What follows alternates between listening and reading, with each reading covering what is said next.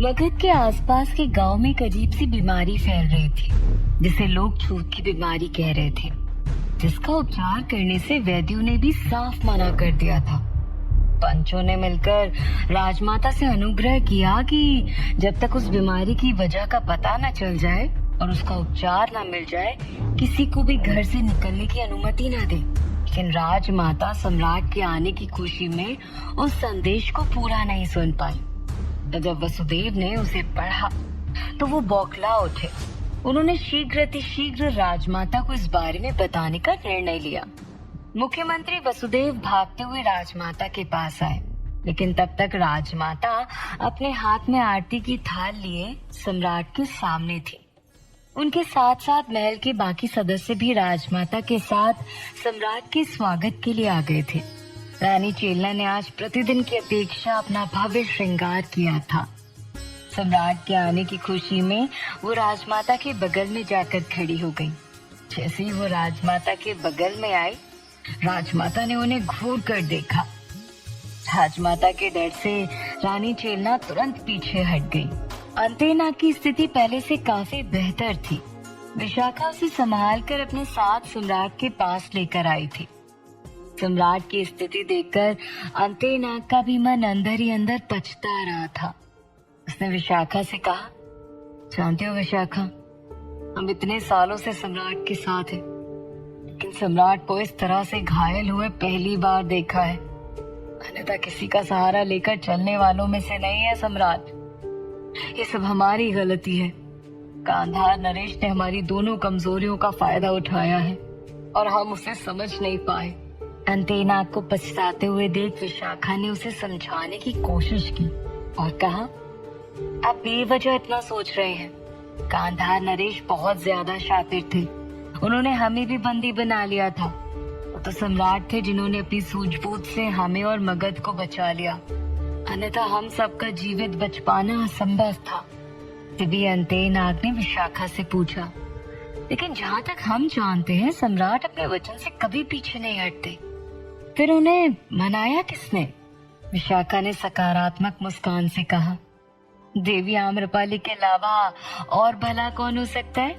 जब से हमने भी सम्राट को देखा है, एकमात्र वही है जो अपनी बातों से सम्राट को समझा लेती है। अन्यथा राजमाता भी सम्राट के आगे हार मान चुकी है। तब सम्राट की तरफ देखते हुए अंतेनाग ने कहा, भोलेनाथ से प्रार्थना करो विशाखा, सम्राट के जीवन से देवी आम्रपाली कभी दूर न जाए। भोलेनाथ इन दोनों की जोड़ी हमेशा बनाए रखे। अगले पल राजमाता अपने सामने खड़े सम्राट का तिलक वंदन कर आरती उतारने लगी और बोली, पुत्र, तुम्हारे आने से महल वापस जीवित हो उठा है। तुम्हें यहाँ देखकर हमें अति प्रसन्नता हो रही है। सम्राट उनके साथ आए सैनिकों का सहारा लेकर खड़े थे। उन्होंने राजमाता से कहा, बड़ी माँ, हमें खुशी इस बात की है कि आपने हमें समझा। जैसे ही सम्राट ने ये कहा, राजमाता का चेहरा उतर गया था, क्योंकि वो जानते थे कि सम्राट आम्रपाली के बारे में कह रहे थे। लेकिन आम्रपाली को वहां ना पाकर उन्होंने आम्रपाली को सम्राट के आसपास ढूंढते हुए कहा, लेकिन वो है कहाँ? उसे वहीं छोड़कर आ गए क्या? तो सम्राट ने ना में सिर हिलाया और समझदारी से जवाब दिया, राजमाता, आम्रपाली को हमने छोड़ा नहीं है, बल्कि उन्होंने हमें महल भेजा है ताकि हम बीमार ना पड़े, और खुद आदिवासियों की सहायता के लिए चली गई है। राजमाता और वहां खड़े बाकी सभी लोग सम्राट की बात सुनकर दुविधा भरी नजरों से उनकी तरफ देखने लगे।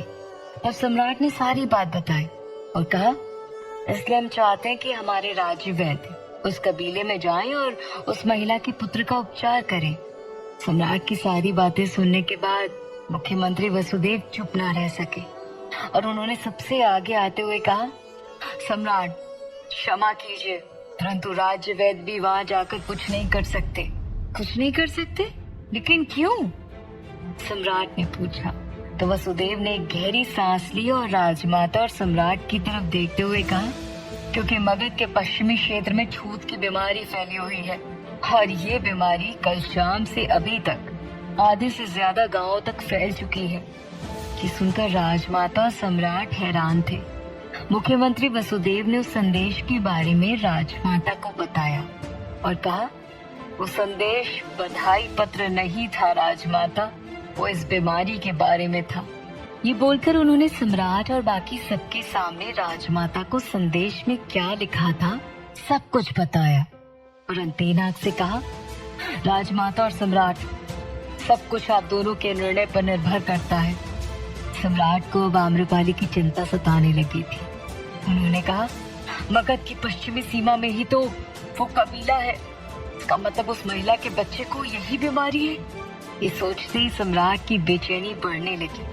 वो तुरंत वहां से जाने के लिए पीछे मुड़े और बोले, क्षमा कीजिएगा राजमाता, लेकिन मगध की बागडोर अभी भी आप ही के हाथ में है। हमें उम्मीद है कि आप उचित निर्णय लेंगी, क्योंकि इस वक्त हमें आम्रपाली के पास जाना ही होगा।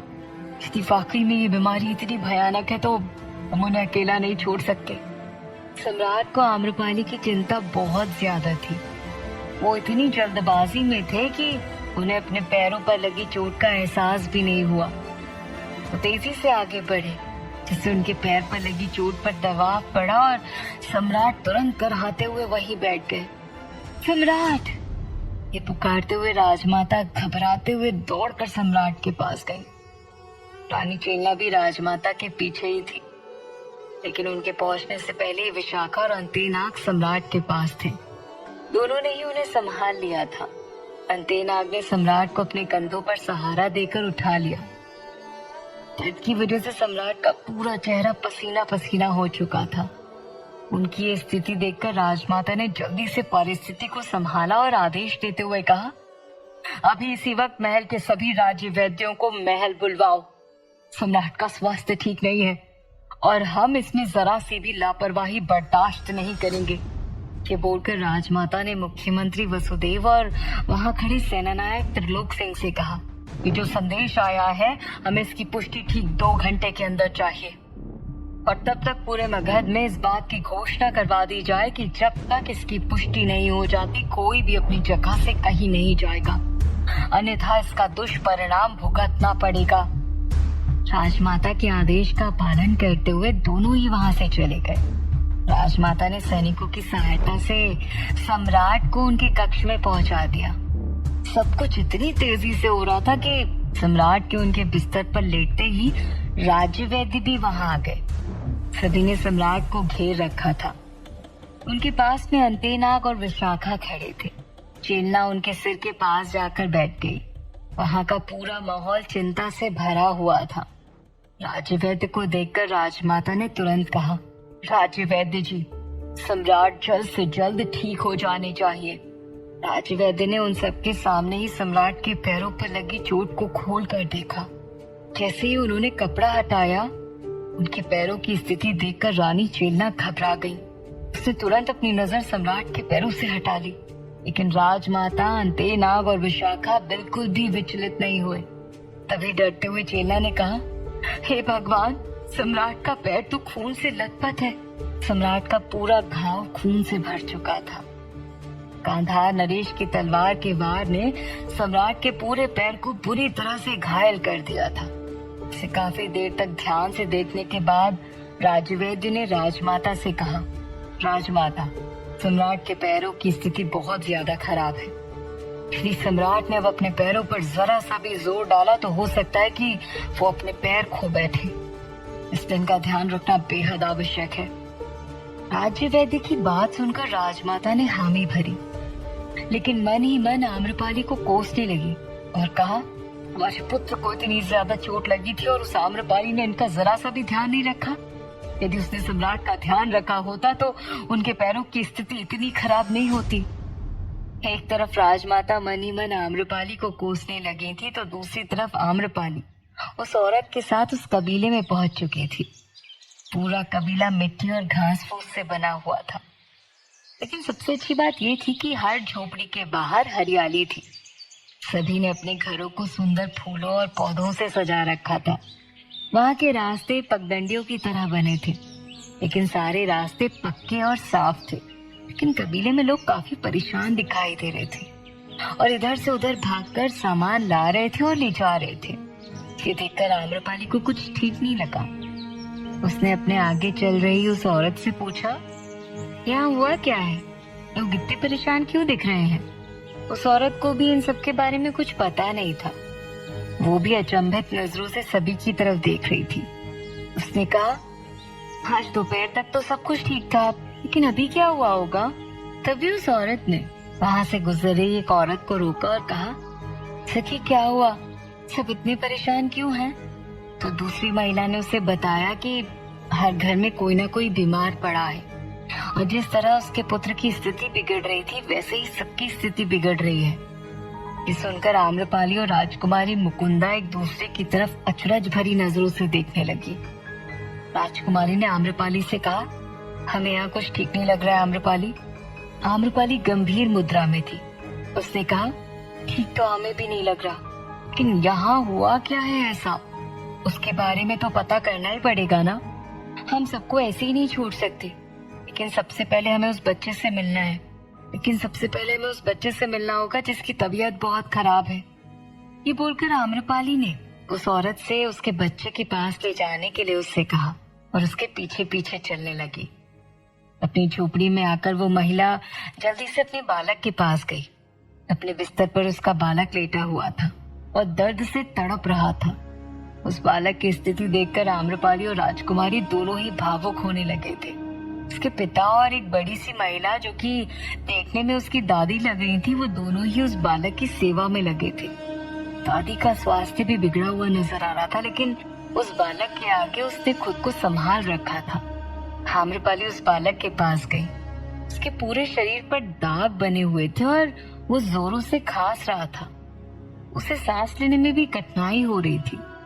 आम्रपाली ने उसके सिर पर हाथ फेरा और प्यार से कहा, चिंता मत करो, तुम ठीक हो जाओगे। जल्दी सम्राट मगध के सबसे प्रमुख राज्य वैद्य को भेजेंगे और वो तुम्हारा उपचार करेंगे। आम्रपाली उस बच्चे के सिर पर बने उस धब्बों को देख रही थी। उसने उसकी माँ से पूछा, क्या ये पहले से ही ऐसा था या अभी? उसकी माँ अपने छोटे बच्चे को गोद में लिए रो रही थी। उसने कहा, ये सब अभी हुआ है देवी। पता नहीं मेरे बच्चे को किसकी नजर लग गई है। कल शाम से बीमार पड़ा है पर अब तो उठ भी नहीं पा रहा है।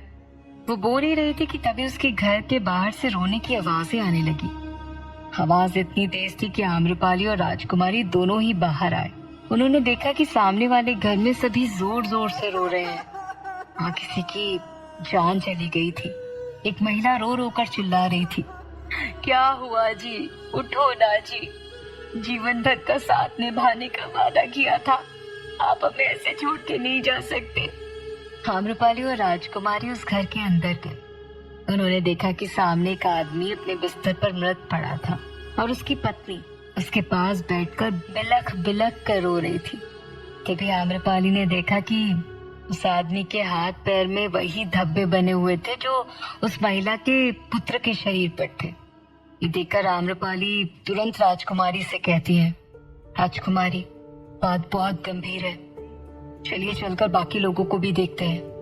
इसके बाद आम्रपाली और राजकुमारी दोनों ही मिलकर उन सभी घरों में गए जहाँ लोग बीमार थे और सबकी स्थिति एक जैसी थी।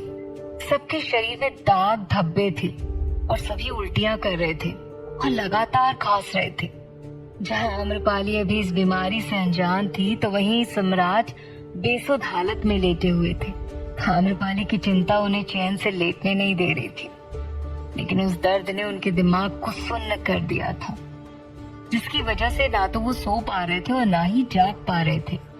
उनके पैरों पर लेप लगाने के बाद राजवैद्य ने राजमाता से कहा, लेकिन एक बात बहुत अच्छी है राजमाता, हमसे पूर्व सम्राट के पैरों पर किसी ने मरहम लगाया था, जिसकी वजह से सम्राट का पैर अभी भी सही सलामत है, अन्यथा अंजाम कुछ और भी हो सकता था। राज्यवैद्य की बात सुनकर राजमाता को एहसास हुआ कि ये सब आम्रपाली की वजह से ही संभव हो सका होगा, लेकिन उन्होंने कोई प्रतिक्रिया नहीं दिखाई और कहा, बिंबिसार कब तक ठीक हो जाएंगे? तो राज्यवैद्य ने कहा, अब ये बता पाना तो मुश्किल है राजमाता, लेकिन जब तक इनके पैर के घाव भर नहीं जाते इन्हें बिल्कुल भी चलने ना दिया जाए। ये बोलकर राज्यवैद्य वहाँ से चले गए। अभी राजमाता सम्राट को देखकर उनके कक्ष से बाहर निकली ही थी कि तभी सेनानायक त्रिलोक सिंह उनके पास आए और कहते हैं, राजमाता, उन पांचों का कहना उचित था। धीरे धीरे बीमारी बहुत ज्यादा बढ़ रही है। प्रत्येक घर में से 1-2 व्यक्ति उस बीमारी की चपेट में आ चुके हैं और उनका कोई भी उपचार नहीं मिल पा रहा है। सभी लोग बहुत ज्यादा डरे हुए हैं। मुख्यमंत्री वसुदेव भी तब तक वहां आ चुके थे। उनके चेहरे पर भी गंभीर चिंता नजर आ रही थी। उन्होंने कहा, राजमाता, आपको लोगों को घर से बाहर निकलने पर प्रतिबंध लगा ही देना चाहिए। मुख्यमंत्री वसुदेव की बात सुनकर राजमाता सोच में पड़ गई। उन्होंने कहा, लेकिन वसुदेव जी, आम्रपाली का क्या होगा? वो तो उसी जंगल में उन कबीले वासियों के पास है।